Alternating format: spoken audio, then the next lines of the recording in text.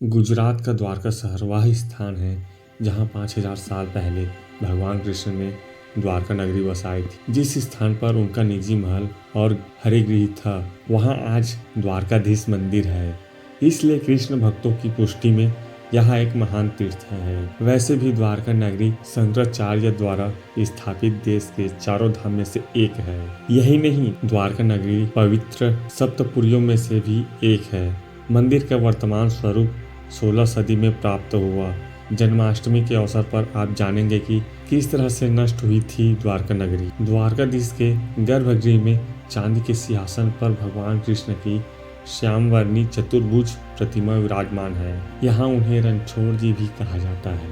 भगवान हाथ में शंख, चक्र, गदा और कमल लिए हुए हैं। बहुमूल्य आभूषणों और सुंदर वेशभूषा से श्रृंगार की गई है। प्रतिमा सभी को आकर्षित करती है कि मथुरा से निकलकर भगवान श्री कृष्ण ने द्वारका क्षेत्र में पहले से स्थापित खंडहर बने एक नया नगर बसाया। ऐसा कहा जा सकता है कि भगवान कृष्ण ने अपने पूर्वजों की भूमि को फिर से रहने लायक बनाया। लेकिन बाद में ऐसा क्या हुआ कि द्वारका नगरी समुद्र में समा गई? क्या प्राकृतिक आपदा से नष्ट हुई द्वारका? इस सवालों का जवाब मैं आगे वीडियो में बताऊंगा। तो चलिए आगे बढ़ते हैं। नमस्कार दोस्तों, समुद्र में हजारों फीट नीचे द्वारका नगरी के अवशेष मिले हैं। श्री कृष्ण की द्वारका नगरी के जल विलीन होने की कई पौराणिक कथाएं प्रचलित है। श्री कृष्ण की द्वारका नगरी के डूबने की मुख्य दो वजह मानी जाती है। हिंदू धर्म के 4 धर्मों में से एक द्वारका धाम को भगवान श्री कृष्ण की नगरी कहते हैं। श्री कृष्ण की द्वारका नगरी के जल विलीन होने की कई पौराणिक कथाएं प्रचलित हैं। भगवान श्री कृष्ण की द्वारका नगरी के डूबने के पीछे की वजह थी। पंडित इंद्रमणि घटना स्थल बताते हैं कि श्री कृष्ण की द्वारका नगरी के डूबने की मुख्य 2 वजह मानी जाती है। गांधारी का श्राप। पौराणिक कथा के अनुसार जरासंध द्वारा प्रजा पर होने वाले अत्याचारों को रोकने के लिए भगवान श्री कृष्ण मथुरा को छोड़कर चले गए थे। श्री कृष्ण ने समुद्र किनारे अपनी एक दिव्य नगरी बसाई। इस नगरी का नाम द्वारका रखा। माना जाता है कि महाभारत के 36 वर्ष बाद द्वारका नगरी समुद्र में डूब गई थी। महाभारत में पांडवों की विजय हुई और सभी कौरवों का नाश हो गया था।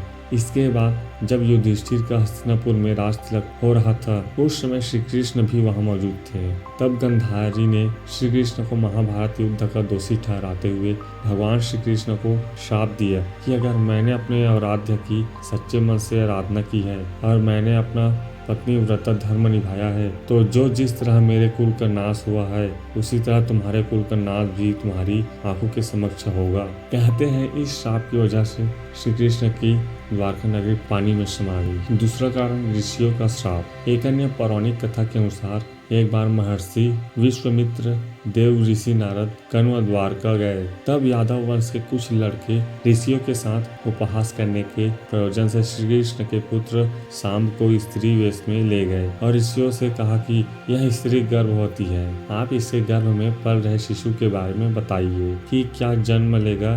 ऋषियों ने कहा, अपना अपमान होता देख श्राप दिया कि इसके गर्भ से मुसल उत्पन्न होगा और उस मुसल से समस्त यदुवंशी कुल का विनाश होगा। उसके पश्चात सभी यदुवंशी आपस में लड़ लड़कर मरने लगे। सभी यदुवंशी की मृत्यु के बाद बलराम ने भी अपना शरीर त्याग दिया था। श्री कृष्ण पर किसी शिकारी ने हिरण समझकर बाण चला दिया था, जिससे भगवान श्री कृष्ण देवलोक चले गए। उधर जब पांडवों को द्वारका में हुई अनहोनी का पता चला तो अर्जुन तुरंत द्वारका गए और श्री कृष्ण के बचे हुए परिजनों को अपने साथ इंद्रप्रस्थ लेकर चले गए। इसके बाद देखते ही देखते पूरी द्वारका नगरी रहस्यमय तरीके से समुद्र में समा गई। यह वीडियो अच्छी लगी हो तो प्लीज एक लाइक और सब्सक्राइब कर दीजिए। मिलते हैं नेक्स्ट वीडियो में। धन्यवाद।